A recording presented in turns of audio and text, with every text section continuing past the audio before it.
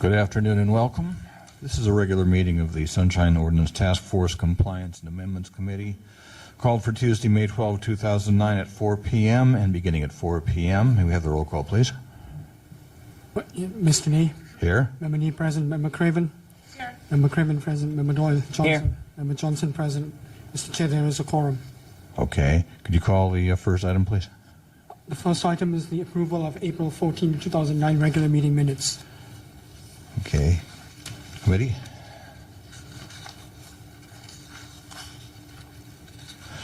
Okay.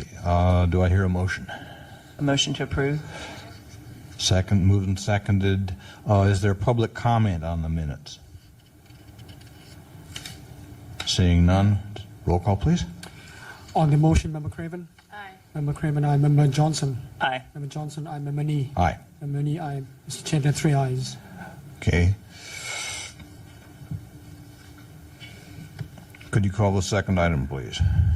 Item number 2 is the hearing on the status of the March 24, 2009 order of determination of Rita O'Flynn against the Department of Technology. Okay. Is the complainant present? Okay. Could you approach the microphone, please? Thank you for coming. You have 5 minutes. Yes, my name is Rita O'Flynn. I thank you for your time. I'm a little confused as to why I'm here because I've actually not filed any complaint in front of this committee, but I've gone through the notes again and have observed the following. First of all, it was recorded that I was investigating HUD. I'm not. I'm simply trying to get some records regarding my property. I was able to review them at the Mayor's Office of Housing. I asked for copies. They didn't provide them. Then they informed me that they were destroyed. I then went to the next step, which is requesting them from the Department of Technology. On December 1st, I was informed that I could come by and pick up the material I requested. On December 2nd, I was denied. Brought this issue to the matter of the Sunshine Ordinance Task Force. It was heard, and it was decided that the task force would need to give me an estimate for how much it would cost to retrieve the records for me, which I didn't quite understand because the records were apparently available to me on December 2nd. Also, there's been some testimony that these same records were requested in a subpoena and that a court turned down these records, the turning over of these records in response to the subpoena. There is no court order turning this down. There was no action on it.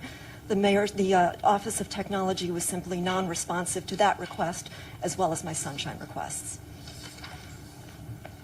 Thank you. Is there anybody here to present facts and evidence in support of the complainant? Seeing none, is the city represented? Please approach the microphone, sir. Yes, please approach the microphone, sir.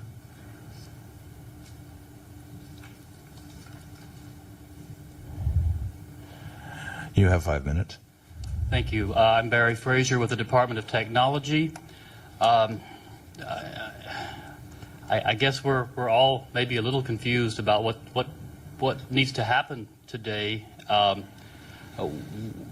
The department did do some research to determine perhaps if we could come up with an estimate of the cost to actually search for and retrieve the specific emails that the complainant is searching for, and you have to bear in mind that she's asking us to look over a 5-year period.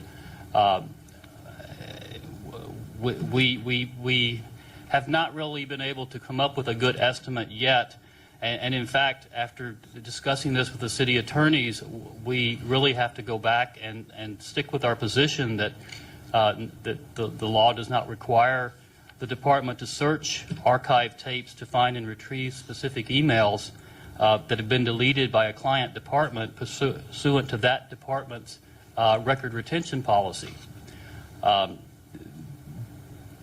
We feel that the Department of Technology simply should not be required to search the trash of another department to find records that that department has apparently found to be deletable. And the burden to ask us to do that is really unreasonable. The email archive program that we have is not designed for records retention, but is designed for disaster recovery. The application provides simply a series of snapshots of a client's account, which we could then, if in case of a disaster or in case the client's email account becomes corrupted, we can then restore back to the way it was at a certain date or a certain time. It's not a system for collecting and maintaining documents or records. It's very time-consuming and costly to go back and rebuild a user account, and then you would have to search through that account and try to find specific emails. You would have to search each and every individual folder for that account, and in some cases people set up a hierarchy of customized folders to store their email. You could have up to 50 different folders that you would have to look through one at a time. And in addition, we collect a series of snapshots, so you would have to go back and look at every single snapshot over the 5-year period. And so it's just very time-consuming and costly for us to try to do that. In addition, even if we were to try to come up with a cost, there's no guarantee we could ever get our money, get our costs recovered. Because what if we come up with a cost, let's say, just for argument, $10,000 to search for these emails. We could search and find no emails that respond to her request. And in that case, how are we going to recover our estimate if we don't provide any emails to the complainant? It could be very difficult for us to even recover the cost. And finally, this is, I think, bad policy because it actually encourages other departments to be sloppy with their records retention and their email retention, and then rely on the Department of Technology to perhaps back them up and come up with these emails. But that would be a very false reliance because there's no guarantee that these emails even exist in these backup logs because they're simply a snapshot. And if the emails were deleted in between snapshots, they may no longer exist. That's kind of where we stand on this, and we'd be happy to answer any questions for you. Thank you. Is there anybody here to present facts and evidence in behalf of the city? Seeing none, the matter is now with the committee. Member Craven Green. To Ms. O'Flynn, I just wanted to clarify where we were. You should have received a copy of the March 24th Order of Determination.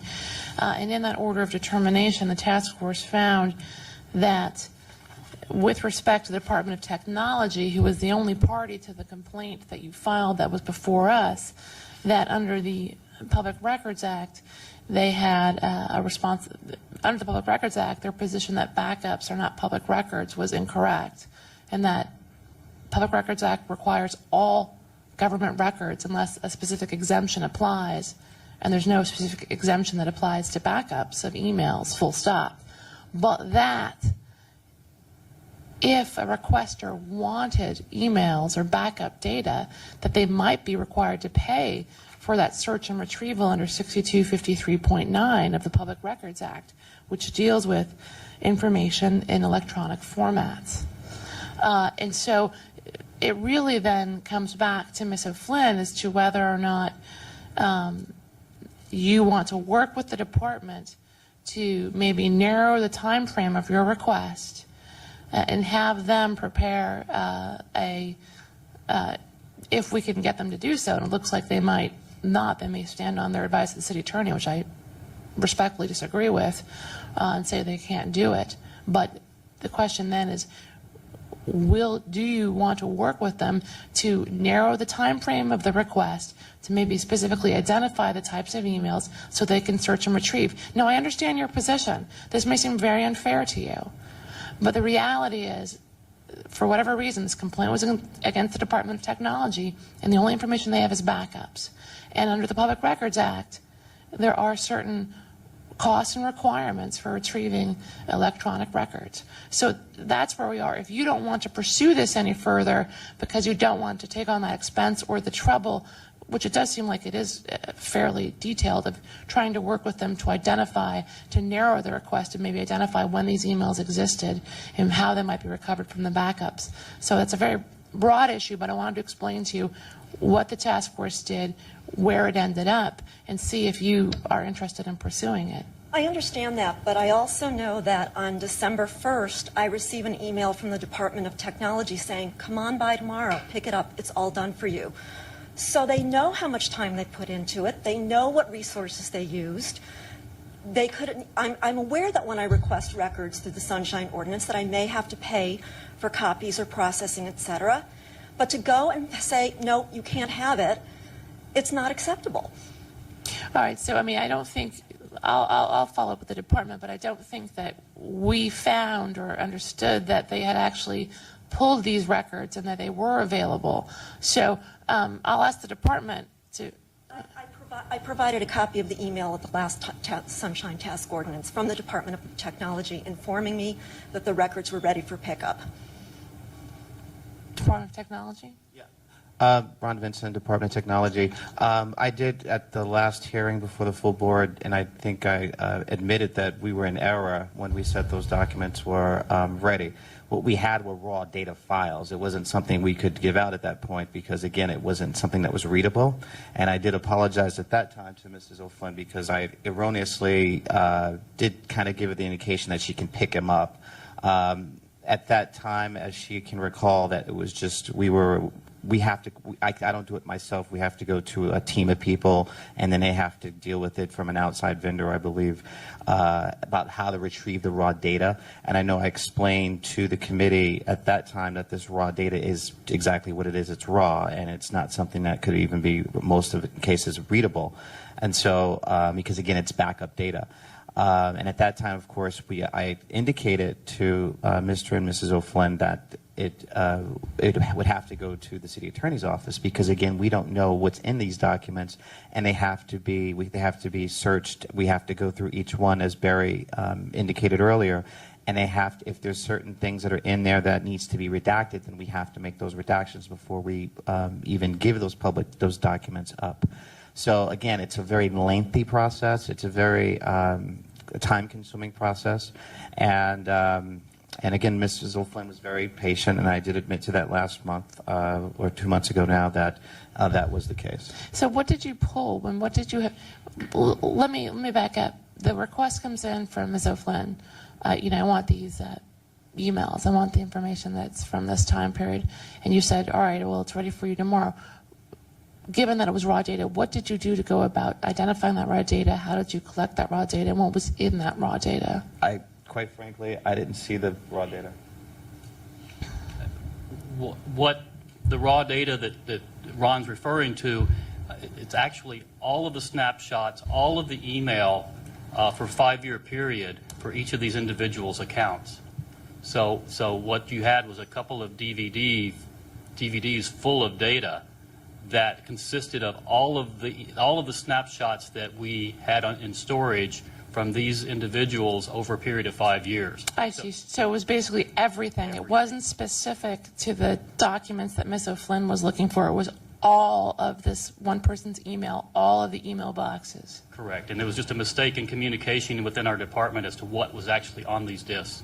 All right. And so one more information, because this is very helpful to us, and these requests for email and backup are coming in all the time, and we're trying to figure out how to deal with this consistently as a body. So I do want to ask some more questions. In terms of the raw data, the snapshots, what format were those in? Were those like RTF? What was the... They were in a raw Lotus Notes database format. So in other words, what you would have to do to restore them would be to have a computer with Lotus Notes installed, and then you could load those files, and they would pull them up as an email account. Right. And in the raw form, though, I know that, for example, you can export from Microsoft Outlook, which happens to be the program I'm familiar with, to just a raw format, which will have essentially header, like to, from, basically the basic information in your email, but it will be printed as in just basically like rich text format almost, just basically the information. Is that how this raw Lotus Notes? My understanding is that Lotus Notes is a little more complicated and that you're not really able to print out the raw data. You have to convert it to the Lotus Notes format, and and then retrieve it as a notes email. Okay, so there's no way of exporting it to just a rich text format, in your understanding? Not that I'm aware of. I'm not the technical expert, but with talking to the technical folks, that's really not possible to do. Is your understanding? Is my understanding. Okay, I see. Normally we don't let respondents come back up and forth, but Ms. O'Flynn has a question. I'm interested in what that might be. So through the chair, if I could. Proceed. It's not a question, it's simply a statement that I have in fact been able to convert raw Lotus notes into PDFs and print them out that way. I have a program for it. I have a friend who's very good at it, and if I can't get it, he will. As far as I made a very specific request for the emails to and from, I'm sorry that the Department of Technology is having this dumped on them because of the actions of the Mayor's Office of Housing. These are all public records, obviously. I'm happy to sit there and be the one who sifts through it to pull mine out. I'm happy to do that. I'm happy to convert them, print them, sort them. And I can even provide you with some sort of statement that says I will only retain those emails that were requested in my Sunshine Ordinance. All right. Well, thank you. I'm not sure that's because of the fact that there may be exempt information within those emails, which is a realistic issue. And attorney-client information, for example, which cannot be disclosed to third parties without waiving it. It's probably not a workable solution, the one that you propose. What we really need to figure out is there a way that those raw data files can be searched, for example, with the to-from information, with the date information that you provided, so that a subset can be extracted. I'll just repeat that. I mean, the real question here is, with the raw Lotus Notes data files, we need to figure out if there's a way for those to be winnowed down by using either the to or from dates, to or from names that Ms. O'Flynn had, or the dates that she provided, in a way that would make those easier to export and to upload back into the Lotus Notes program. Or if really the Department of Technology's position is the only way that they can do that is to upload all of the snapshots from all of the particular dates into a program and then search within that. I don't know if Mr. Fraser has some input or response to that. You may not know if you don't have the understanding that Ms. O'Flynn does, that you can export this data. Yeah, I can't really answer that today. Right now, we can look into it. But I got to reiterate that our concern is just the ongoing burden to our department from having to deal with repeated requests of this nature and the time-consuming and loss of productivity because of our expert staff. I understand that. I understand. I'm not sure that's responsive. I'm not sure that's responsive to the question. With respect to my position on that, these are public records. They're public records, and no matter, for example, if I, write a contract, I'm in the comptroller's office, and I send it to a different department, and say, well, you keep, file it with purchasing, and they keep it. I mean, the fact that they subsequently deleted it, but it can be retrieved from a backup, it doesn't make it any less a public record. It's a public record.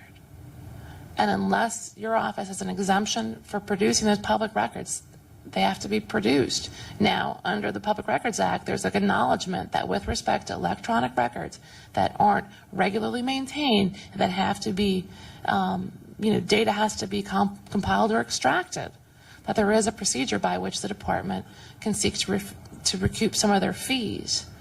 So, I mean, again, I think with respect to this complaint, this is very helpful to us, but with respect to this complaint, the issue comes down to whether or not what the technological capacities of the department are with respect to raw Lotus Notes snapshots that are pulled from the backups, and how and whether those can be searched.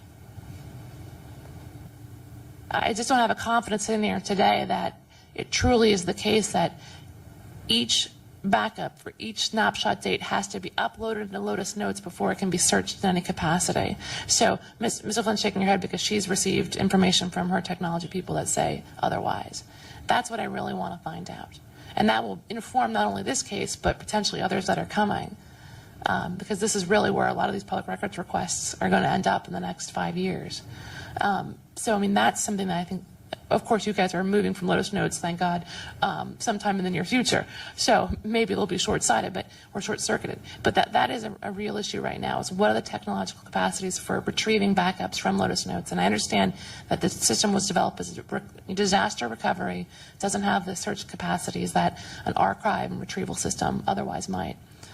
So that's something I would like to find out. But on the other hand, we do have this issue from Ms. O'Flynn that, given where we are now, and once we get this information back from DTIS, perhaps the next meeting, about what I want you to go back and talk to your technology people, find out really what you can do in terms of searching the raw data, and whether or not you're going to have to basically restore it all to a Lotus Notes program before it can be searched. Based on that response, it's going to come back to Ms. O'Flynn and whether or not she's willing to pay what 6253.9 allows for the retrieval and extraction of that data. So I think we're definitely going to have another meeting on this to find out the answer to the technology issue first, and second, whether or not Ms. O'Flynn is willing to bear that cost to restore it. Now, we told Ms. O'Flynn in the original hearing for the task force that, file a complaint against the mayor's office who deleted this information in the first place might be a more productive way of trying to get this data without having to bear the cost of a requester. Because if there's a finding or what have you that the mayor's office impermissibly deleted this once it was subject of a public records request, there could be more recourse perhaps. But as is, against the Department of Technology, the requester would have to bear a reasonable cost for the retrieval of that data. So, I mean, that's where I hear what the department is saying, that it's a burden. It's very much a burden. It's a burden imposed, unfortunately, by state law. And in terms of policy, there's one other comment I want to make in response to Mr. Fraser's comment that this might encourage departments to delete. If departments are going to start deleting emails in order to avoid production of the documents, and I think the fact that these emails could be retrieved from DTIS and there are snapshots of them is actually a counterbalance to that sort of record destruction. If departments know that there's a chance that a requester may go to DTIS and pay for them to be retrieved, I see that as a weighing against frivolous destruction. So I really kind of don't agree with that analysis. So I would refer back to my fellow committee members for other questions. Member Johnson?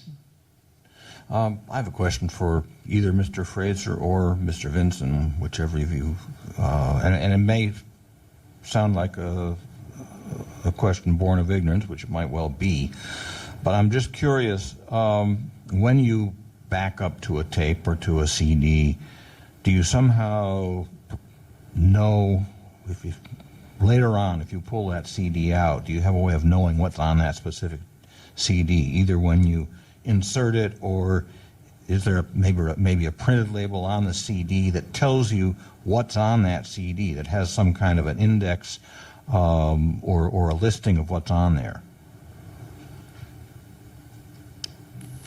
The CDs that we obtained from our third-party vendor in this case didn't really have labels, but it had a series of files, and the files on the CD were identified sort of by date of when the snapshot was taken. So there is some identification, but it not just in terms of the date that the snapshot of the account was taken. And also we don't know the contents of it, though. I mean, we use the dates. So if the city's email system was to go down, if there was an earthquake of some sort, we know at what point that snapshot is, and we know where that data. So if it's a payroll issue, for an example, if the payroll went down or if the emails went down, then we do have the date associated with it, and it's usually, I think, they have dates. I think they do it 3 times a week or something like that. I'm wondering if there's some way of maybe building some kind of a cross-referencing system that would afford listing by subject, or maybe an alphabetical list or something like that. And to build it through the chair, I think as we're going forward, one of the issues that this committee, I think Member Nee or Chair Nee is looking at, and the task force in general, is trying to learn what the Department of Technology and other computer purchasing entities in the city are doing with respect to new email systems or backup email systems, so that these sorts of more archive and retrieve methodologies can be applied to backups and other electronic records in general. I just would insert that. And you're absolutely right. There was a policy decision made through the COIT committee, the Committee on Information Technology, to move from off the Lotus Notes platform to a Microsoft platform. How soon we're going to be able to get that up and running really depends on, I guess, the budget process that we're now entering starting tomorrow, and whether or not we can get. We do have the political support to move forward with that, and as we all know, Microsoft is more user-friendly as it relates to retrieving documents. I mean, right now I can't, on Lotus Notes, I can't even upload my contact file from iNotes. Right now I can't do it to my iPhone, unfortunately, but because it was never designed that way. But from an application standpoint, do I deny that Ms. O'Flynn has someone from the outside that has the capability with an application that could have been developed outside of Lotus Notes and is able to merge information and retrieve it? It's definitely possible. I mean, given the resources, something from an application standpoint could be created to do it. But again, when the city bought and upgrades to software on Lotus Notes, it was never designed for that purpose. So that's why it was never built in to have these kind of tools to search for these documents. But an application, how much it would cost, I couldn't tell you. We can maybe find out for you as well, but it's not something that it was designed to do in the first place. Thank you. Right, and just to specify, the real question I have is without the necessity for purchasing a new application or a third-party application, I want someone to confirm for sure that we cannot extract from raw Lotus Notes backup file information that basically you can't extract it and then be able to search it by name, date, time, whether or not Mr. Fraser is correct that you have to upload it back into the Lotus Notes, all the snapshots back up into the Lotus Notes program before you can do that search functionality. And that's really the question. Okay. At this time, we are going to invite the respondent to give us any wrap-up and rebuttal that they may wish. You'll have 3 minutes. Okay. Does the complainant wish to have give any wrap-up and rebuttal of her position?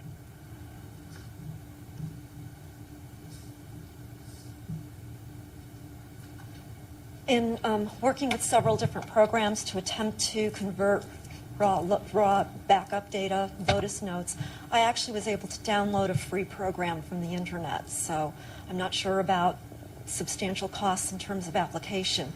If it is going to be the decision of this committee that the Department of Technology will have to look into the possibilities of making some sort of conversion and the costs of that, I would like to request that the information regarding the specs, the programs they're using, et cetera, be forwarded to me so that I can have that independently confirmed.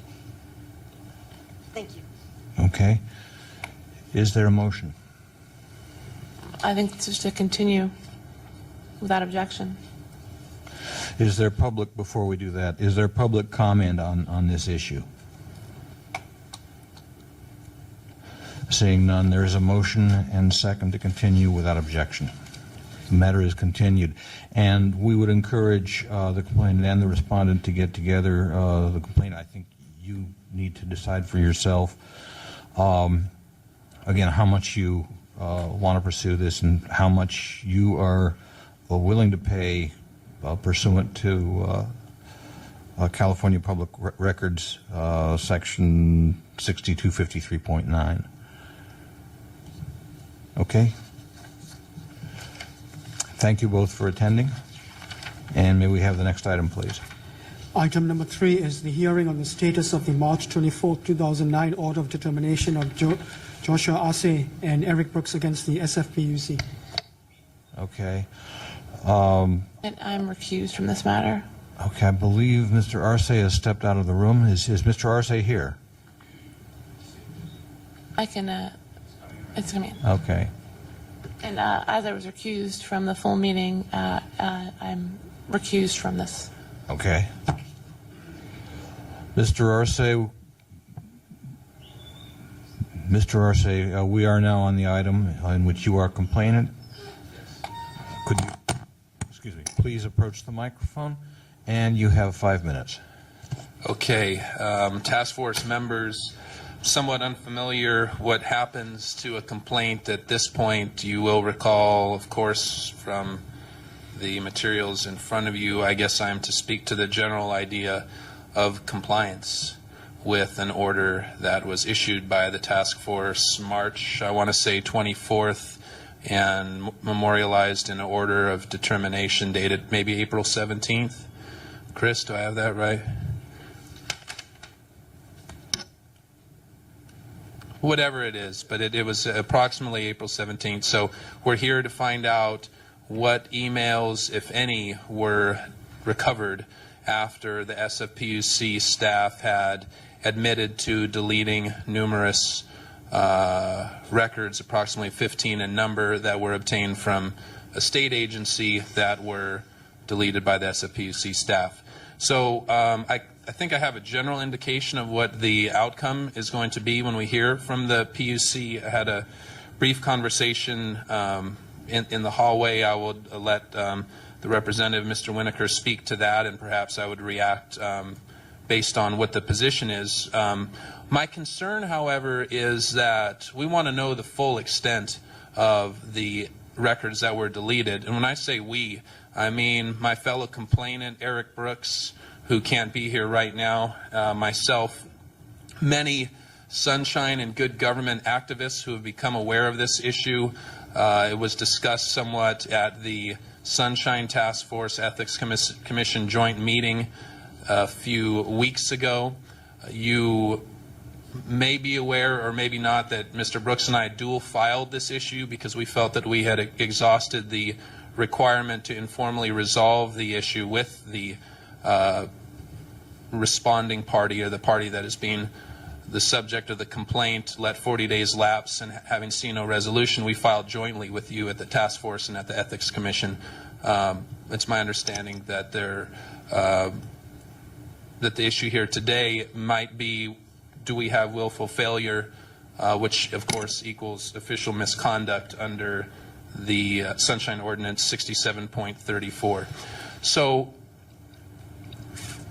to me, being introduced to this realm of and body of law, the thing that strikes me is, well, if you admit to deleting the records, and the transcript of the hearing at the task force says these comments like, these records all should have been retained, that if you delete something, one of these records, something suspicious, admonitions about that there should never have been deletion of any or the majority of these records, that I see willful failure.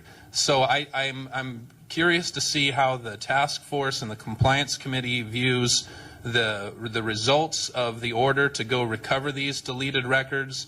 What records were recovered? What records were not recovered? Were further records not produced by the state agency that produced more records than the PUC determined to be in existence? I'm really curious, because one thing that dawned on Mr. Brooks and I after we left our Sunshine hearing on March 24th was the PUC's position was that our staff member, principally her name is Barbara Hale, she's Assistant General Manager for Power, had to delete all of these emails because otherwise her email box fills up and she can't get new emails.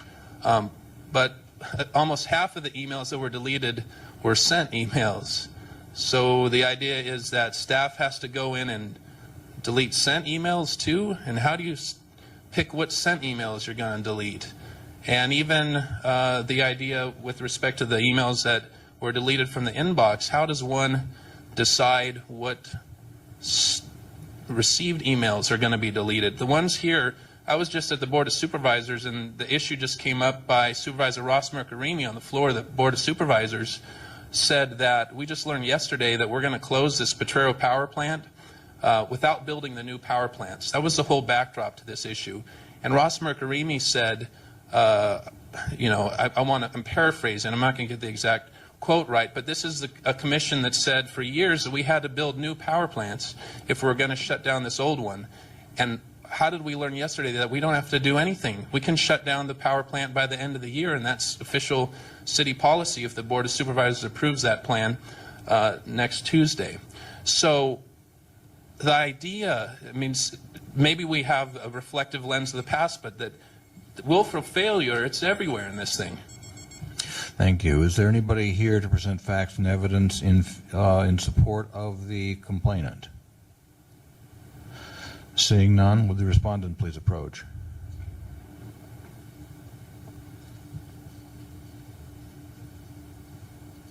Good afternoon. Tony Winokur, San Francisco PUC. I know Mr. Arce wants to argue the substance of what the issue around the power plants were and the substance of the emails. That's not what this body does. I know he was unhappy with that project. He was just, there were some misrepresentations there, which I don't think are even worth going into, about that issue. Having said that, the order of determination by this group was for us to go back and check our backup tapes for deleted emails and to provide them. We've actually never done that for any public records disclosure request. So that would have been a new precedent. Nevertheless, I did go back and ask our IT folks, are they available? I will do a major mea culpa here in that I was wrong when I said to the task force that we kept them for a year. We keep them for 6 months.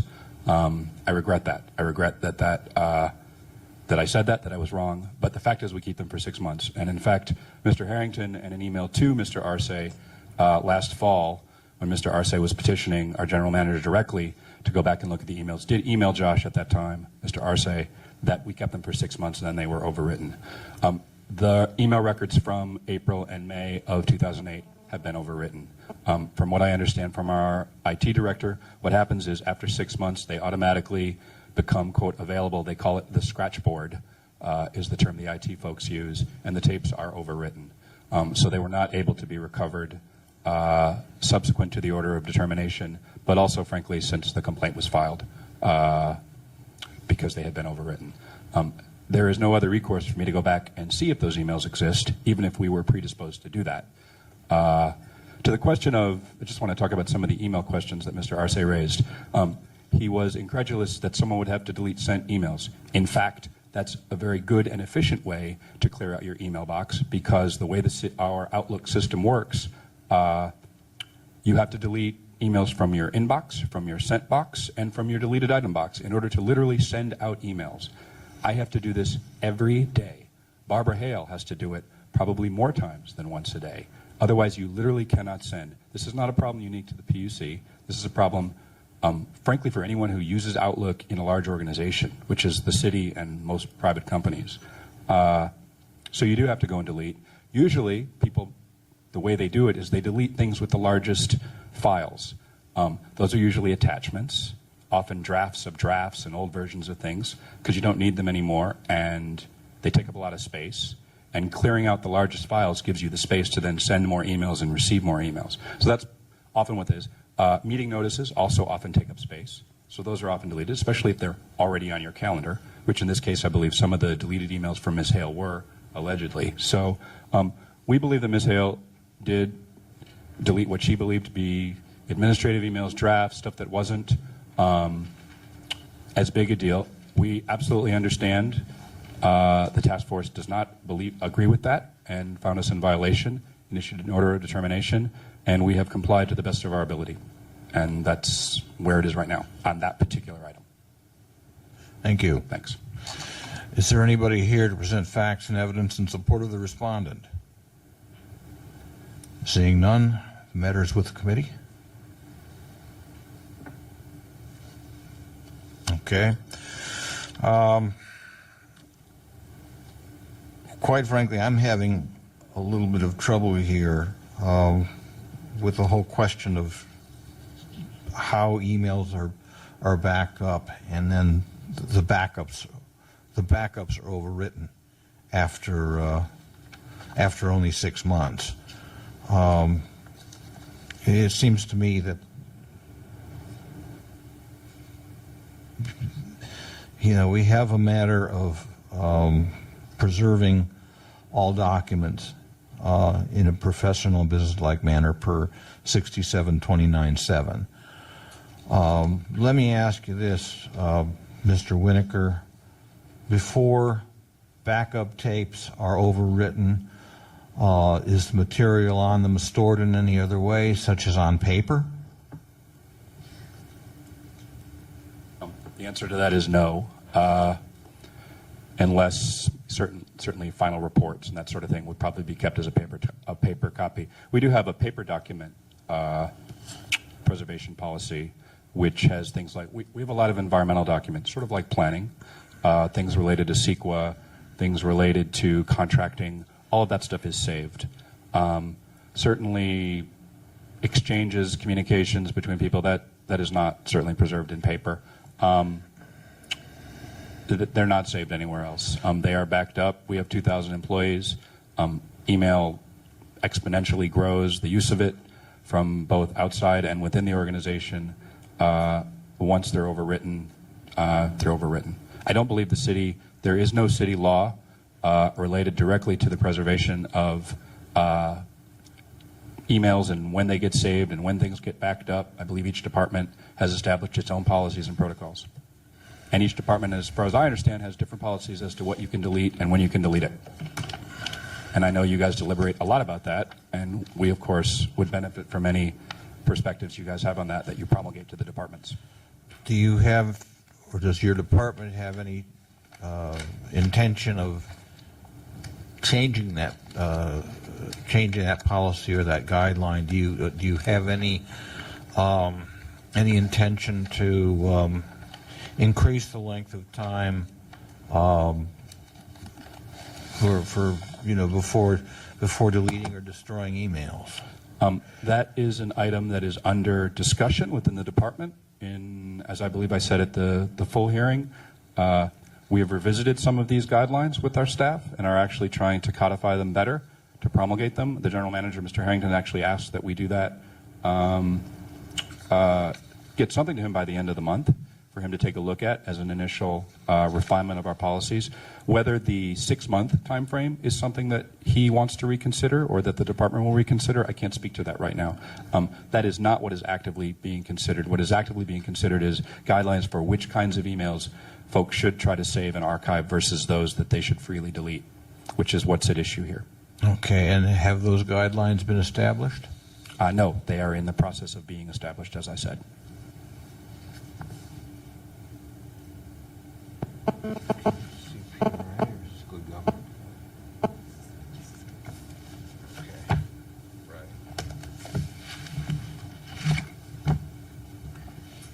Okay, let me just read you something from the Good Government Guide, which is great, printed by the City Attorney's Office. Now, the Good Government Guide is not in itself. It does not in itself constitute law. Correct. It is merely advice from the city attorney. It is interpretation of the laws that are out there. But let me read this to you. This is on page 83 of the 2007-2008 edition, which is the latest edition of the Good Government Guide. Email. Any email that is created or received in connection with the transaction of public business and which, 1, the department retains as evidence of the department's activities, or 2, relates to the legal or financial rights of the city or of persons directly affected by the activities of the city, must be retained in accordance with the department's record retention schedule.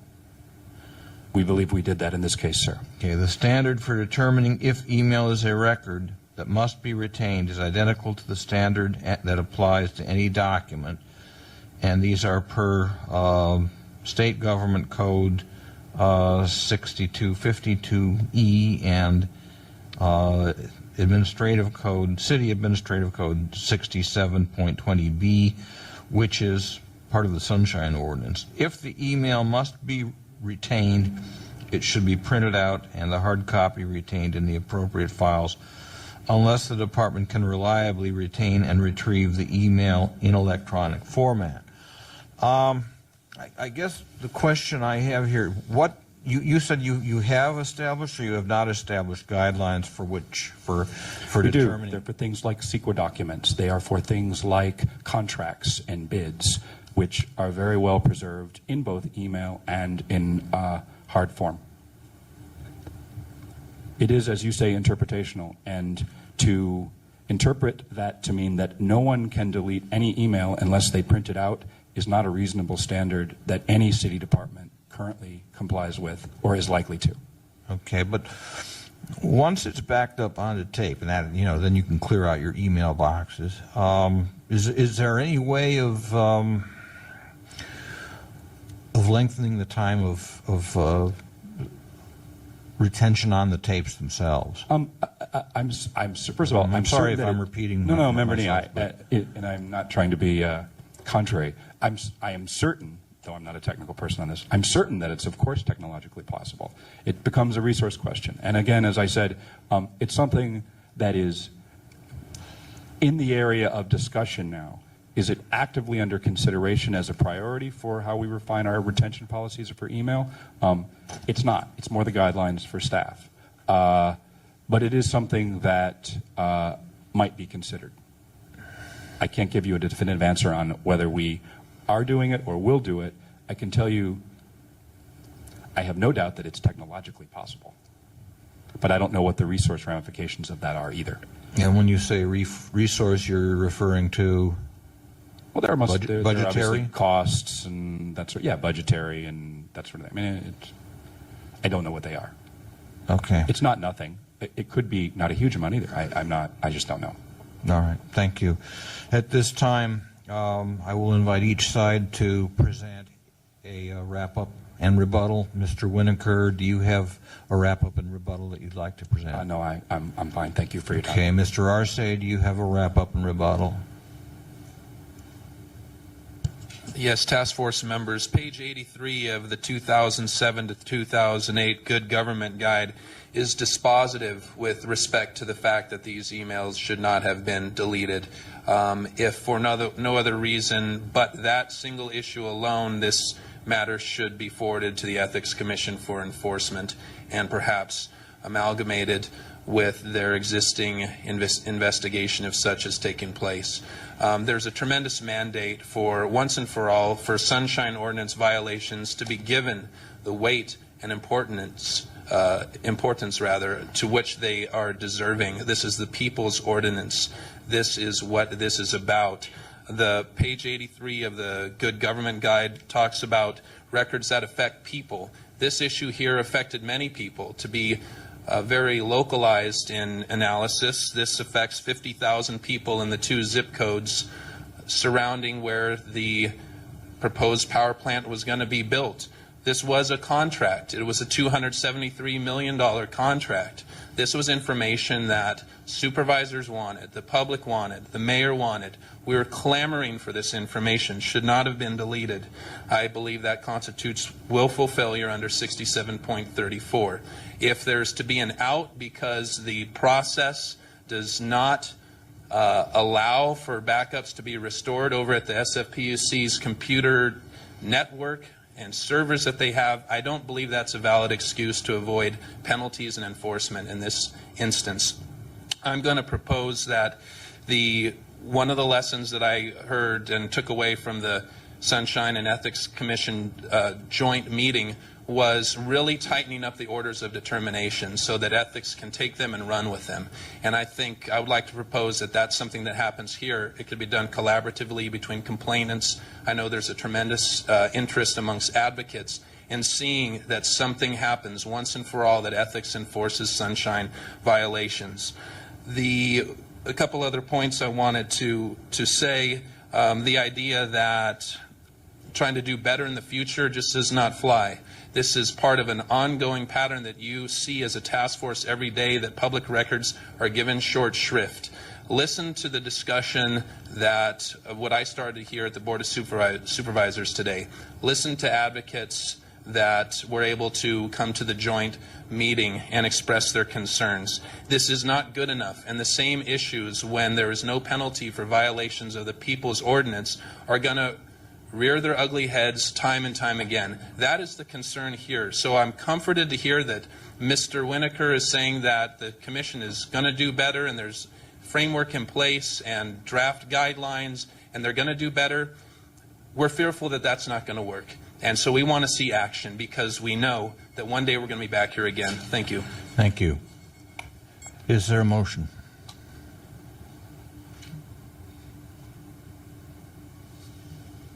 Okay. The one problem that I see is, as Mr. Winokur points out, the ordinance, neither the ordinance nor the CPRA specifies backup procedures. There's also, I think, the question of the spirit of sunshine, and there, I think, where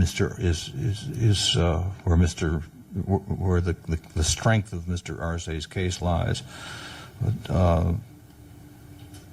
But unfortunately, I'm not sure what the Ethics Commission could do. The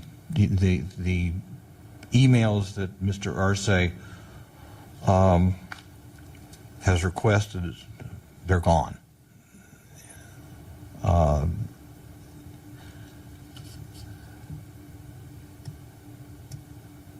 I suppose what we could do going forward is to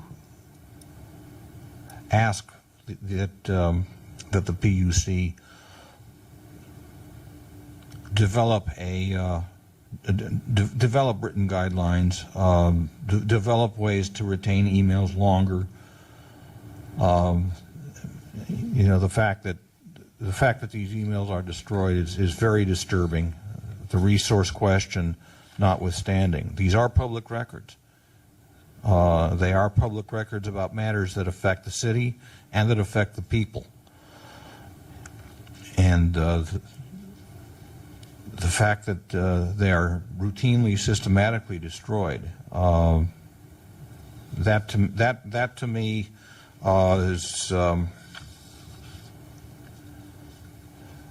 is extremely disturbing.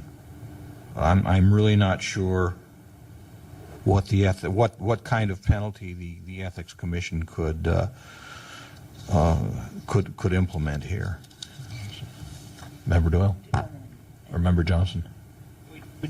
They were found in violation of 6729.7 and not in compliance. That was the earlier determination. So if we want to move it to if you're not sure what the Ethics Commission can do, we could refer it to them, and then it would be with them. Would you like to put that in the form of a motion? Motion to refer to the Ethics Commission for determination. More properly,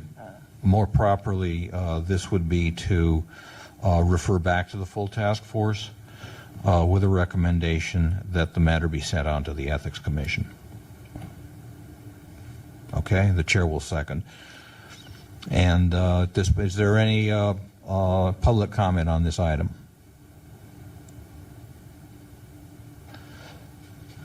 Seeing none, roll call. On the motion, Member Craven excused. Member Johnson. Aye. Member Johnson, aye. Member Nee. Aye. Member Nee, aye. Mr. Chair, there are 2 ayes. Thank all parties for attending.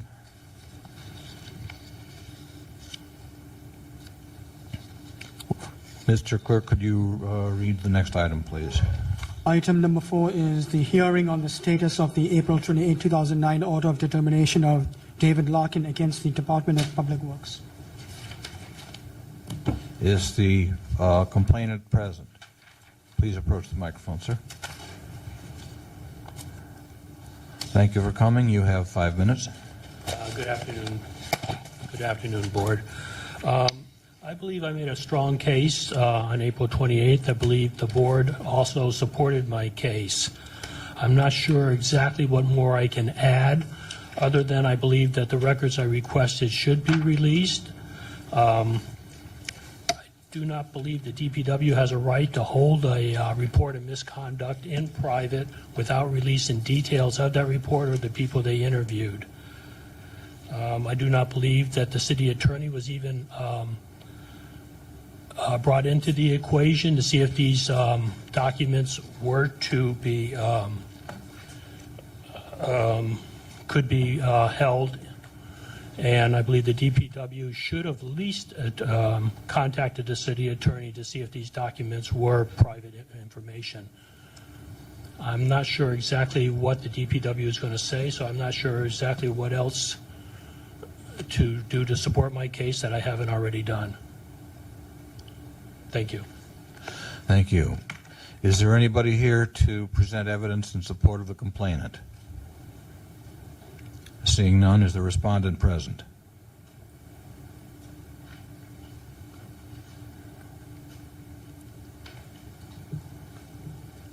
I am Frank Lee from the Department of Public Works. Could you, I'm Frank Lee with the Department of Public Works. okay, could you speak more directly into the microphone, please? Microphone. Microphone. The microphone's not very good, but if you could. Oh, okay. How's that? Okay.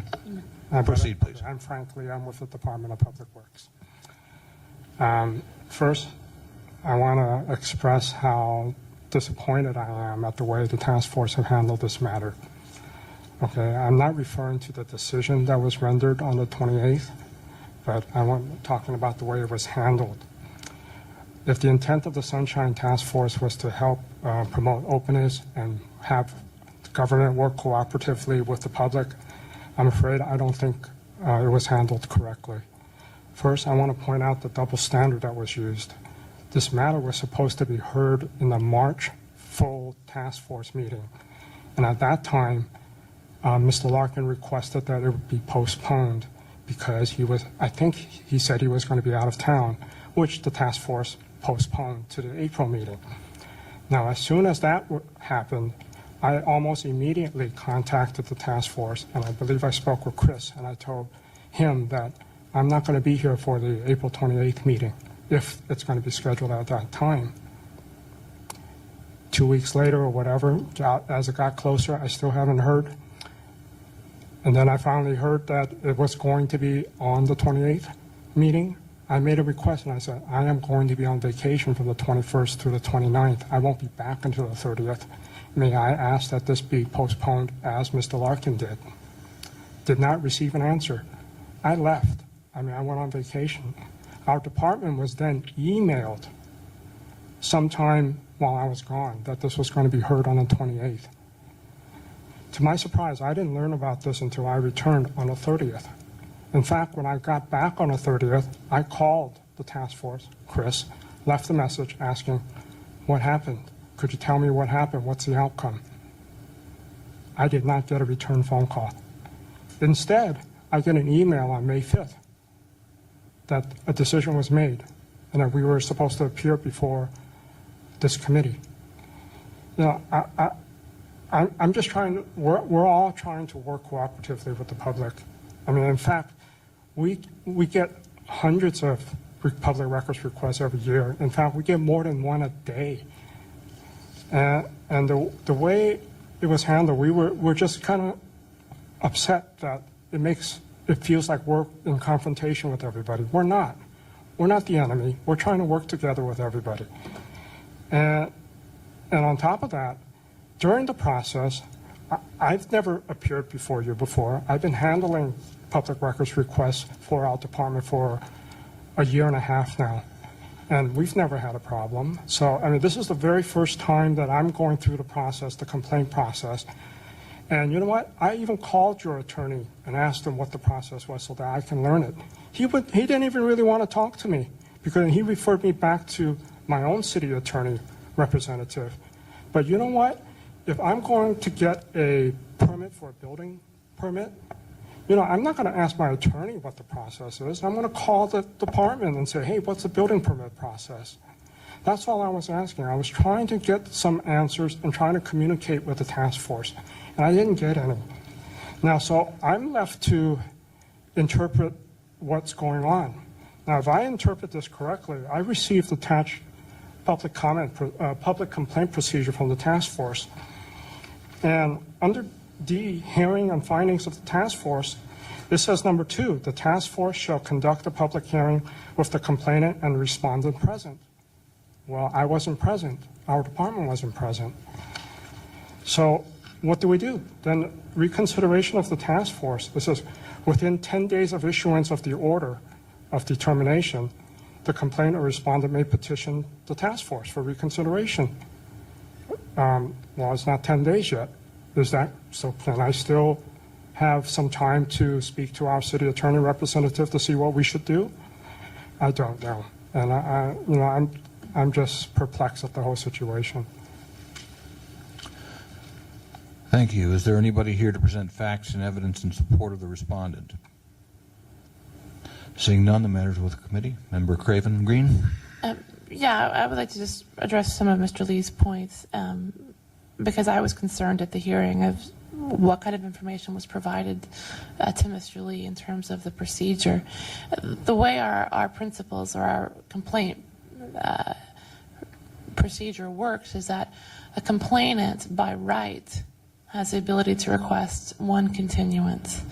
We don't actually confer that right on a department because the department are paid city employees who should be required to appear at city hearings, whereas a complainant, generally speaking, has to take unpaid time off of work if they're working to come down for the hearing, et cetera. And so that's why the procedure is lopsided, whereas the complainant has the right to request a continuance for one time. The second request has to be voted on by the task force unless it's agreed to by both sides.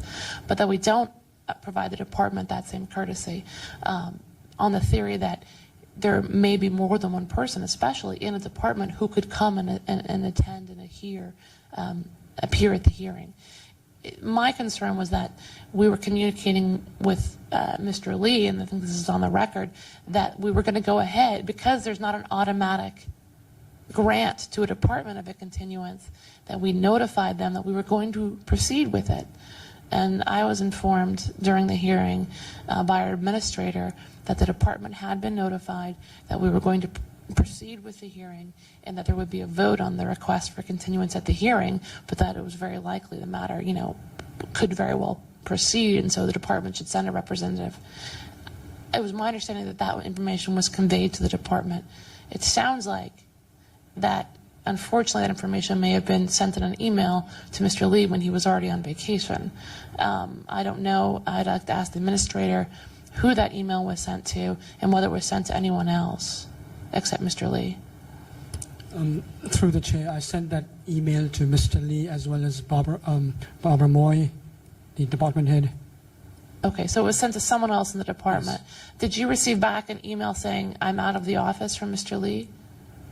I received that email, saying that he was out of the office, the automatic response. Yeah, did you think about following up with the department, or was it your understanding because you had CC'd Ms. Moy that you didn't need to?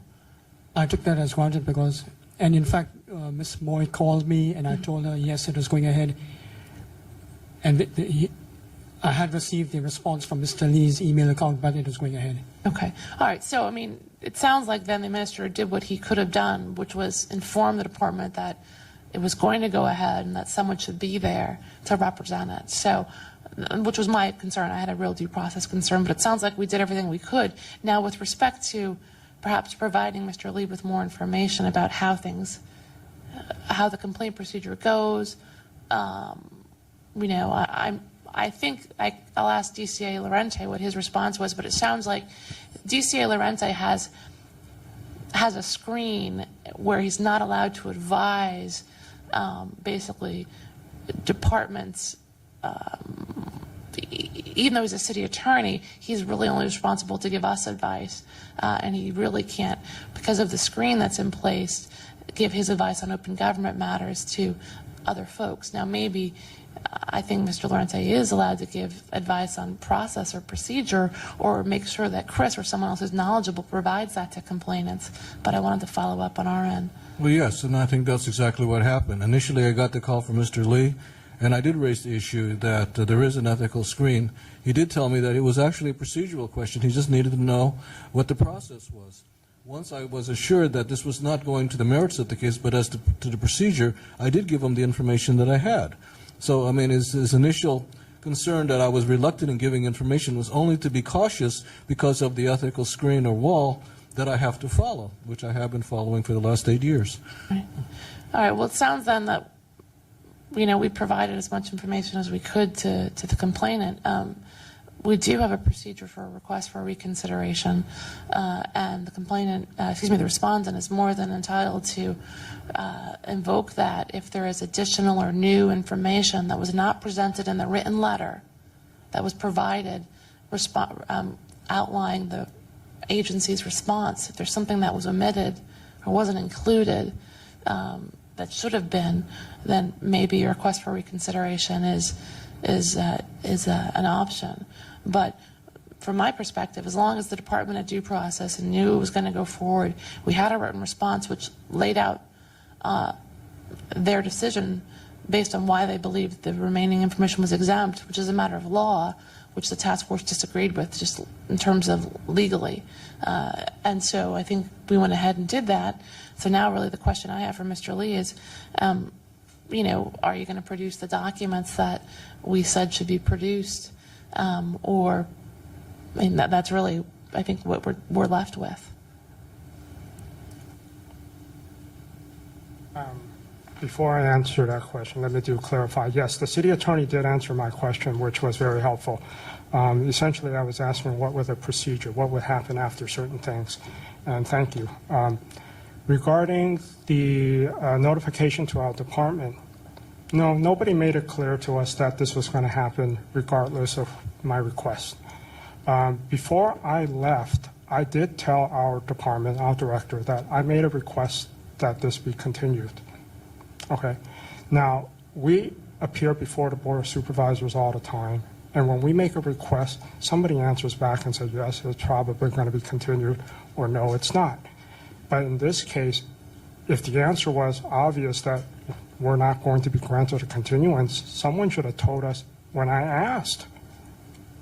Because I've informed our department that I've requested it, and you know what? Maybe everyone that saw that email or copy probably assumed that it was going to be granted. I really don't know. I wasn't even able to check my email from where I was. So, well, hopefully it's clear. The administrator can't say whether or not it will be granted because it goes to a vote of the task force at the very meeting to which you wanted a continuance. That's the problem. So he doesn't know in advance. He can't say yes or no, but I apologize. I mean, if we could improve the communication, we'll do so. It seems for me that we did a pretty good job, but we always strive to improve. So we'll, you know, I'm sure through the administrator we will try to improve, but I think we did a pretty, you know, decent job of putting it out there. So I'm sorry there was a misunderstanding. But now I think the issue before us is what is the status as to the documents that have been withheld. okay, upon that, I'd like to request that you give us some time so we speak to our city attorney representative to review the documents and your decision. Because we didn't even know what was going to happen next.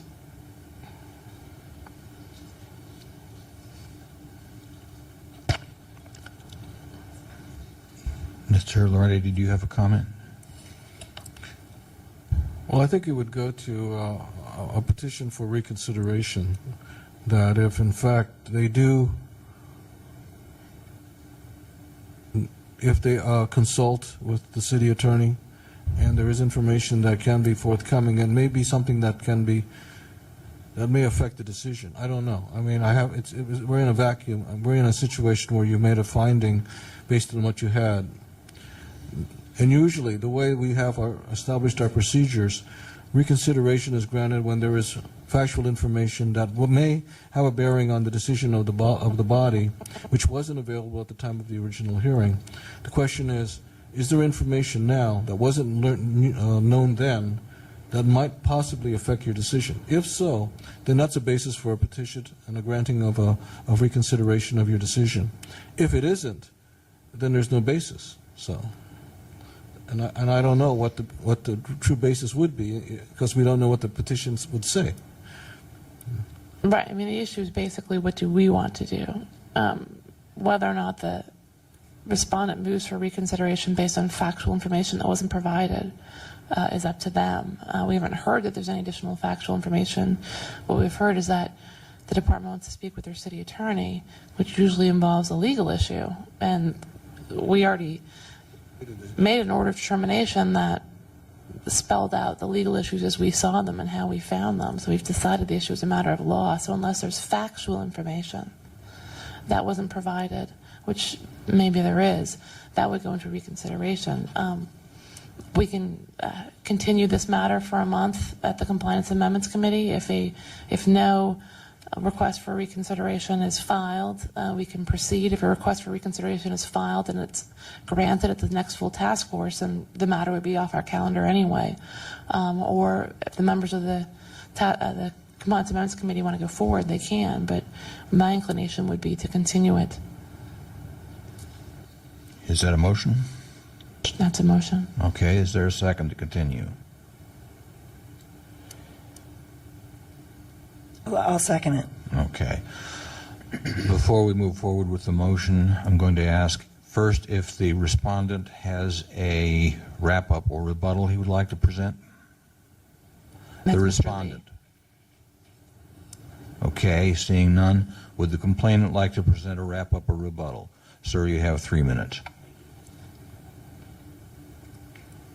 I kind of understand what you're saying. You want to continue this matter for the city attorney to take a position whether or not there's new information. This matter has been going on since November 17th. And emails starting from in December, I requested that the DPW, if they asked the city attorney or they talked to the city attorney, and on December 17th, Ms. Moy wrote, you requested maps as well as documents which require review and possible redactation of private information in consultation with the city attorney's office as necessary. Also on January 28th, Mr. Lee says, especially items other than maps may require consultation with other departments such as the city attorney's office. We do this because we have an obligation to protect all parties. These consultations unfortunately add time to the process. Also, Mr. Lee wrote on January 7th, however, since we need to consult with another department, we are invoking an extension of up to 14 additional days to respond as permitted, which leads me to believe that they already have or should have talked to the city attorney. And since he's bringing this up 3-4 months later that he needs to talk to the city attorney, I don't believe that is right. I believe this should have all been taken care of months ago. And for him to say, I even asked it for redacted visions of these documents, and he refused to give them to me under the thing of privacy. And if Mr. Lee believes that he has a legal right to decide who has the right to make these decisions of what gets released or not, then he should stand by it and not go to the district attorney, city attorney 4 or 5 months later and ask for a different review. I think. Thank you. Thank you. Is there any public comment on this matter? Seeing none, public comment is closed. I frankly don't much like the idea of continuing this. As the complainant points out, this matter actually goes back to November. The department has had plenty of time to respond, to comply with the order of determination, which was issued on April 28th. And it seems to me that this matter should move forward. Any further discussion? What would your motion be then? Motion would be to send this back to the full task force with a recommendation that we refer this to the Ethics Commission for enforcement action. With a finding of Finding of willful failure or not? Willful failure. That would be, but there is a motion, there is a motion on the floor, and I'm willing to respect that unless that motion is withdrawn. Second must withdraw first. I'll withdraw. I agree with the chair. That's fine. I respect the views of the chair and Member Johnson. I think it could go either way. The question is really, do we want to see if there's anything we can do to encourage the release of these documents? My thought was if you give a continuance, there might be some discussion and documents may be produced before the next compliance amendments hearing. Of course, maybe not. Maybe they've already discussed this with the city attorney and believe that they are allowed to withhold them. So that may not go anywhere, and I recognize that. So the other issue may be if we set this for a referral to the Ethics Commission, where it will be heard at the next full task force meeting, maybe that will encourage the department to release the documents in the interim and thereby moot any referral. Perhaps that's the stronger measure. So I will withdraw my motion to continue. The chair will move to refer this matter back to the full task force with a recommendation that it be sent to the Ethics Commission for finding with a finding of willful failure to comply with the order of determination, willful failure to comply with the original request. Is there a second? I'll second that. Moved and seconded. Discussion.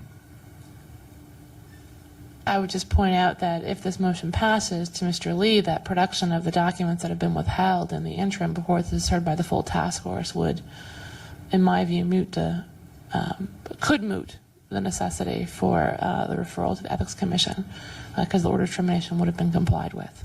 I just state that. Okay. Further discussion? Roll call, please. On the motion, Member Craven. Aye. Member Craven, aye. Member Doyle. Aye. Member Doyle, aye. Member Nee. Aye. Member Nee, aye. Mr. Chair, we have 3 ayes.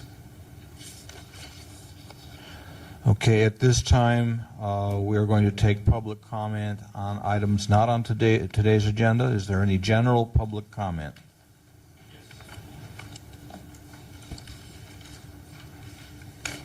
Greetings, committee. My name is Jeff Fenty. I wanted to talk about the recent committee meeting, the joint meeting with the Ethics Commission. I was there, and as a matter of fact, I believe I was identified as the only person who had been able to acquire an interview with the Ethics Commission of late. And in that regard, I attended the Ethics Commission meeting yesterday because I'm concerned about the use of the willful failure requirement by Mr. St. Croix. And the point that I made was I'm not arguing that that's an incorrect legal benchmark or whatever. I'm not qualified to do that. But in my one interview, they made no effort to draw that out of me, to probe in that area. Was I aware of any willful misconduct? At the meeting, Chairperson Hsu brought up the fact that we had a representative of the respondent's office in here at one point. We made eye contact, and then he disappeared off the radar screen. And I would have also brought up the fact that in the day that you referred the matter to ethics, it was, I think, the 4th time in a row that the respondent didn't send a representative. And you asked Mr. Darby, did he remind him? And Mr. Darby said, yes, I did. He said he's not going to attend. He didn't give any reason why. That's my recollection. I'd have to go back and look at the tape. So I felt that Mr. St. Croix was being disingenuous, and I wanted you to know that I'm not aware of any effort that was made to find willful failure in my case. Another thing that I brought up was, as soon as I got to ethics, I wrote to Mr. St. Croix saying I have additional information that never came out in the task force because the meetings were sort of abridged. And nobody ever made any, he never got back to me, and nobody ever made any effort to find out what that additional information was. But I also called and got Paul Solis on the phone, an investigator. And he very politely told me that they weren't going to talk to me because it wasn't my complaint. This is when they believed that it was your complaint, not theirs. And I heard Mr. St. Croix back off of that. In the joint meeting. And to me, what I told him was that's a reason alone why you have to go back and revisit these 14 incidents. I mean, the analogy I made was if in a full-blown appellate review, if the Court of Appeals found out that the lower court had misidentified who the plaintiff was, they'd be very hard-pressed to go back to the person who really was the plaintiff and say you have to accept the findings anyway. So I'm encouraged. I mean, I thank you for your advocacy, and I'm encouraged by the way by the reaction that we seem to be getting from the Ethics Commission. I'm concerned that we do get something more than a Band-Aid, a solution where from now on they'll interview the person, but still not give it the proper thought. So, you know, I wish you good luck, and I hope there's more meetings on this subject. And that's it. Thanks. Thank you. Is there further public comment, general public comment? Seeing none, public comment is closed. Mr. Administrator, could you read the next item, please? Item number 5 is the hearing on the status of the April 28, 2009 order of determination of anonymous tenants against the Department of Building Inspection. Okay, is the complainant present? Thank you for coming. You have 5 minutes. Thank you. Good evening, members of the task force. With our case, the decision and the order of determination was found by the full unanimous task force that the agency, Department of Building Inspection, had violated Section 67.28D of the Sunshine Task Force by failing to prepare and post an itemized cost analysis justifying the $6.50 per page charged by the department. They were required to, I guess, respond to the order, and they haven't, as far as I know. We haven't received anything anyway. And I asked the respondent this evening when he walked in if he had any written presentation that he was going to submit to the board, to the members, and he said no. So at this point, I'm not sure about the procedure. I just have to wait and I guess in a rebuttal and see what actions they take. And this itemized cost analysis is so basic and elementary. They should be required to produce it. So thank you for your time. Thank you. Is there anybody here to present facts and evidence in support of the complainant? Seeing none, is the respondent present? Thank you for coming. You have 5 minutes. Thank you. William Strawn, the Communications Officer from the Department of Building Inspection. Yes, I've spoken directly with the Director based on the order of determination. We have initiated contact with Matrix Consulting for the backup data that would provide the cost analysis as specified in Section 6728D. We've also begun internally gathering the specific information that Section D requires. The Director asked me, and as I understood the order of determination, we were meeting today to discuss the steps the Department is taking in order to comply. These are the steps we are taking in order to comply. The Director tells me we should have everything ready to post on the fee schedule with the justification by July 1, the beginning of the new fiscal year. She estimates it will take another month or so to get all of the data from Matrix.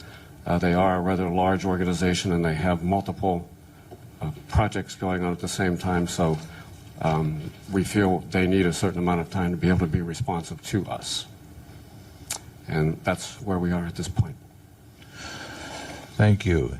Is there anybody here to present facts and evidence in support of the respondent? Seeing none, the matter is with the committee. Member Craven Green. I think that's really all we can ask of the respondent right now is to, and that's what we ordered them to do, and it sounds like they have set a fairly reasonable time frame to have it done by July 1st. So I would table this matter. Well, I would either continue this matter to the July hearing to check in to see if that information has been posted and if we believe it's adequate and complies with 6728D. Member Johnson? Sure. That's a motion. I'll second that. Okay. Before we proceed on the vote, we would invite the respondent to present any wrap-up or rebuttal he wishes. Okay, complainant, you have a wrap-up or rebuttal? And, sir, you have 3 minutes. Thank you, members. As I understand it, at the by July 1st, they're going to have a document, itemized cost analysis for us to review and that type of thing? Is that? That's what the gentleman said, yes. Okay, then that's fine. Thank you very much. Thank you. Is there any public comment on this item? Seeing none. Public Ma'am? I'm sorry, you said it's not related to this case? No, general public comment is already closed, ma'am.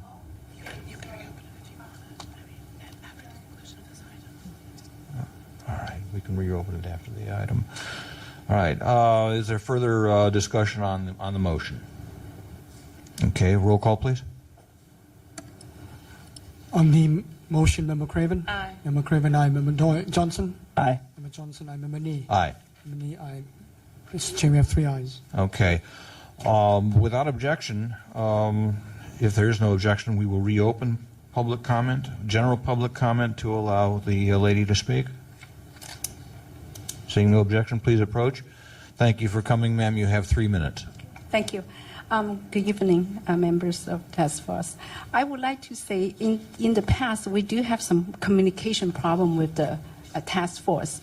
And then under Mr. Rossum's new leadership, I believe, I think it's getting really better. And then his email as the order determination very on time, timely. And then he reminded us of today's hearing and time and day. I think as a public, that's all I can expect. And thank you for the improvement. Thank you. That's all. She didn't have to. Okay. Again, we will close public comment. Thank you, everybody. Thank you, sir. Thank you for coming. Mr. Administrator, could you read the next item, please? Item number 6 is developing recommendations for the proposed electronic document retention policy of the task force. Okay. I had a meeting last Tuesday, May 5th, with Frank Darby, who is the technology officer for the clerk of the board. It was what I felt was a fairly productive meeting. There is, I think, at the bottom line, there is an awful lot that needs to be determined. Mr. Darby sent a brief email to me yesterday saying that a lot of the questions we had, particularly regarding what technology was available and appropriate on emails, storage and retrieval, that is, he is working with the technology department to determine really what can be done. We went over a lot of the individual items on the record retention and destruction schedule. Some of the things that we want are already being done. Some of the things are already included in the administrator's report. When we came to general correspondence, item T0715, which is wherein would be included, I think, emails. Mr. Darby said that right now, before emails are deleted from the system, they are printed out, paper copies are kept. This refers to all correspondence. There are bandwidth limitations on email, so the best thing would be to create a PDF and put it onto a CD. There's a challenge there, and that is that if there's an attachment, you have to make a PDF out of that and then be sure it's put onto the CD right after the original message. So they have a challenge there.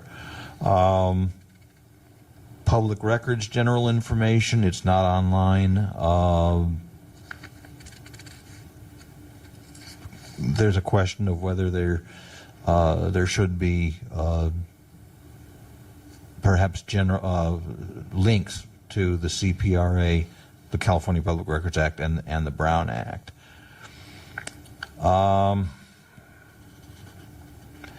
think the rest is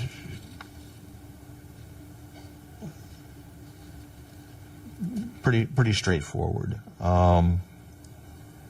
If any of you has any questions on specific lines here, I'm glad to field them. Member Craven Green. I would just be interested in finding out a little bit as the Department of Technology moves to a Microsoft system for emails, what are going to be the capacities for departments' inboxes? What are going to be the capacities for backing up emails and searching them and those sorts of things, so we can try to be part of the solution as they start to implement the new system, as well as finding out, these problems with Lotus Notes, which I guess everyone in the city is on. So I guess it's two-pronged. One is, how are emails stored, retained, backup, searchable for the Lotus Notes? And then how are they, should they be, or are they contemplated being stored, retrieved, accessible on the Microsoft system? So I think there's kind of two levels to it. But in terms of developing what we think is the best approach, we're kind of in a pickle because we don't know how long we'll have Lotus Notes for. But so I would definitely just be keeping both of those systems open.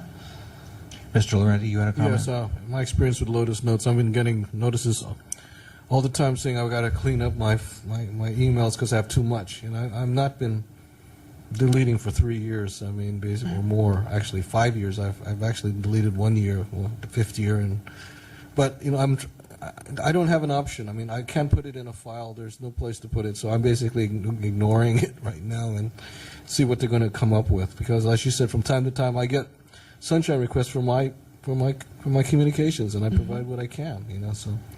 So we'll just have to see. It's really a difficult process. I mean, I hope that they can improve the system, but right now, I'll give you what I have. And this is it.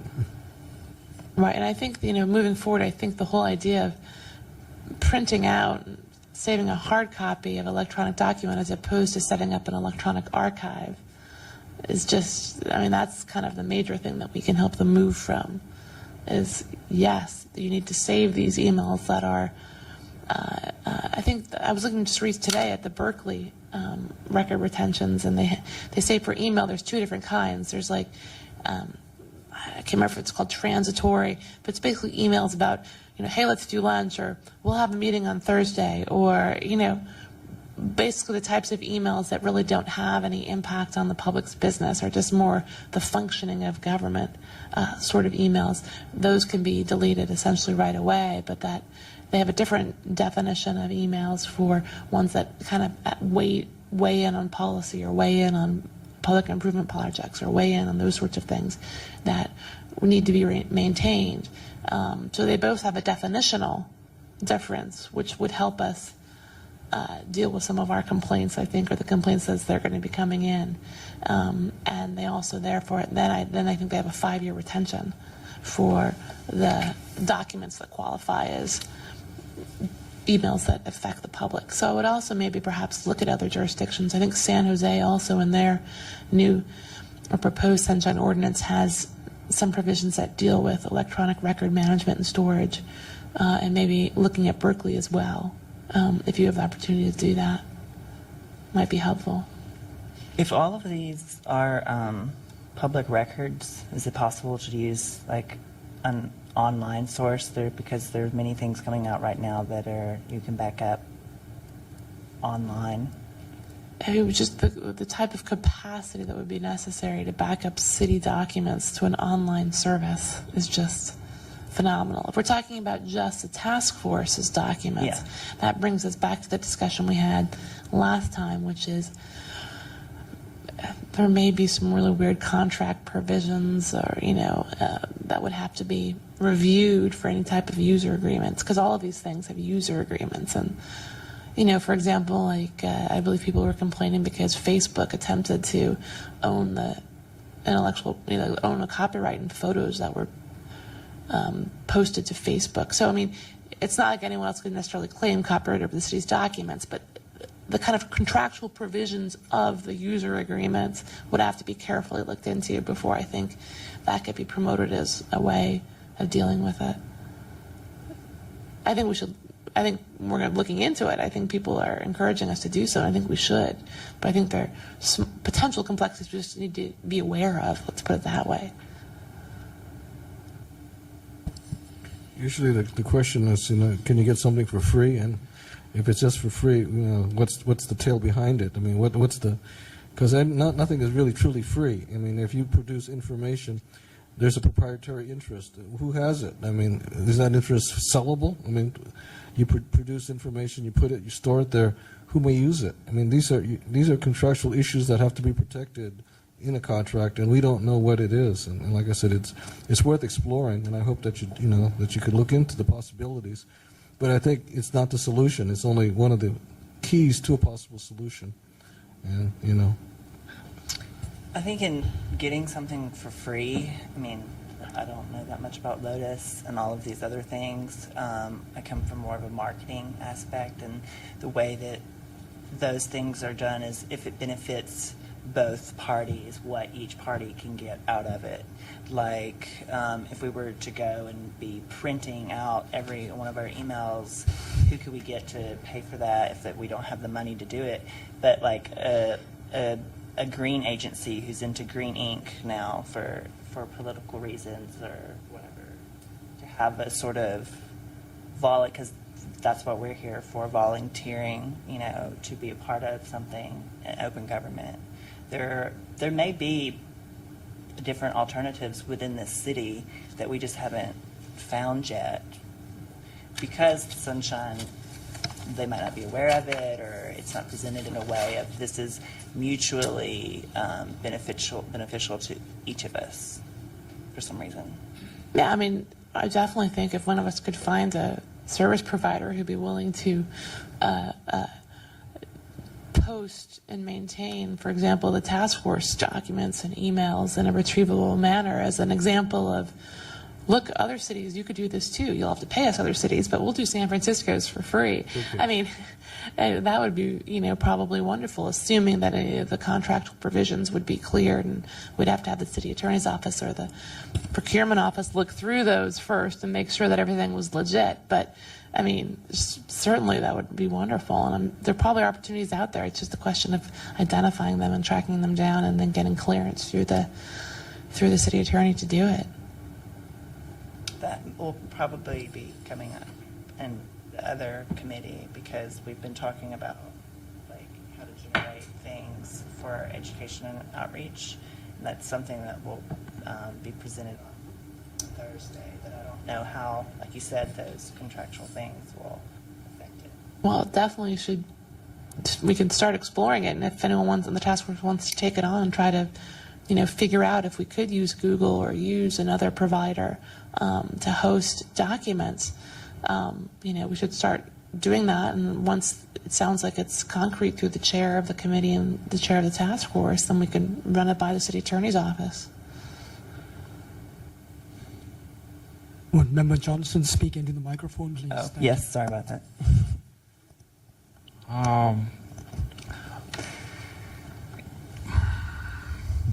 Moving forward, then, obviously there's an awful lot that we don't know that remains to be determined.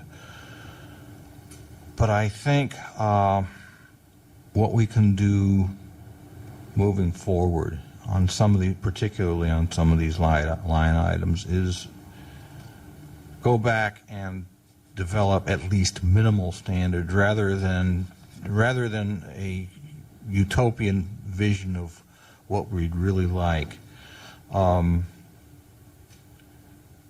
Develop some minimum standards for storage and retrieval of each of these items. And what I would like to do is ask each of us to do that and come back next month. We can continue this item till next month, and then we can have, I think, a more substantive discussion, maybe invite Mr. Darby and maybe Mr. Vinson to be here and be part of that discussion. And maybe we could at least develop some kind of a consensus as to what we would like for the task force going forward. Does that pose any kind of an undue burden, Member Johnson or Member Craven Green? No, but right off, I would reflect back to page 83 of the good guidebook and of emails and electronic documents, and within this body, what is our own retention policy, period, of the paper should be the same for electronic. But how to get that done, I don't know. I think once we have something down in terms of a wish list, then I think that Mr. Darby or Mr. Vinson could give us some kind of an idea of what we can do. Mr. Rustum, maybe you have some thoughts on this as well. If you remember, Cheney, you asked me to look into the Google groups. Right. I did that. I came across a document online at google.com, and they did not mention a fee for a user group. Mm-hmm. However, a friend of mine who created a user group for his family and friends, there was a different contract that he had to agree to, and that contract specified that he could only open 100 accounts under his name. And if it went more than 100 accounts, there was a fee structure involved. And it was a different structure for family and friends, a different structure for social groups, a different structure for the government. So there were, but that doesn't come up when you initially sign on. That comes up after you agree. Right, so that's exactly what I'm talking about. I mean, we have to carefully explore this kind of thing to figure out at what point there are contractual agreements that would, make its use problematic for us. I'm not surprised about that.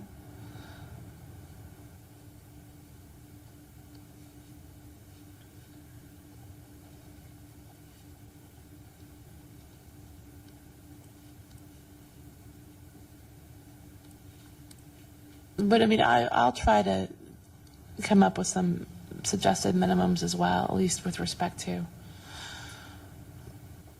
maintaining documents. I mean, basically, you can just take the language that's in this good government guide, and instead of it's basically replacing if the email must be retained, it should be printed out and hard copy retained. Unless the department can reliably retain and retrieve the email in electronic format. It's really coming up with a minimum standard so that the department can reliably retain and retrieve the email in electronic format. And that's what we're talking about.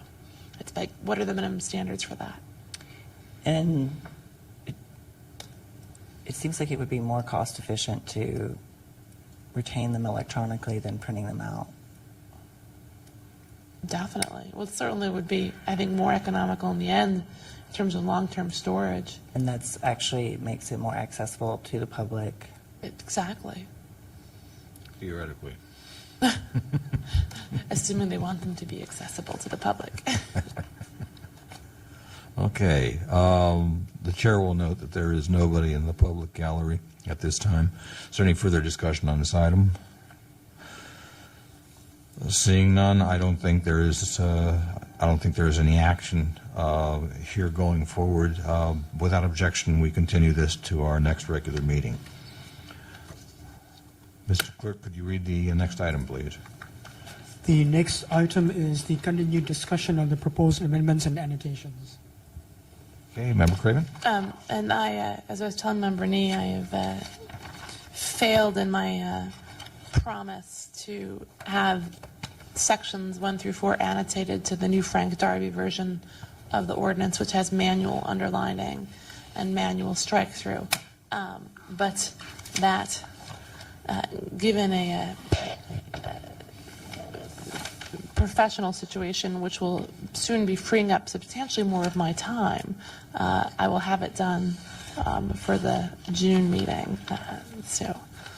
Okay, so that item without objection is continued. And that takes us to the administrator's report. Mr. Rustum, proceed, please. Mr. Chair, I do not have anything to add to the report besides what I have included in the packet. Okay, the chair will again note that there's nobody in the public gallery. And that takes us to item 10, announcements, questions, future agenda items. Member Craven Green, Member Johnson. The chair has nothing further. Mr. Rustum, Mr. Laurenti. Very well. Motion to adjourn? Second that motion. Thank you all for coming.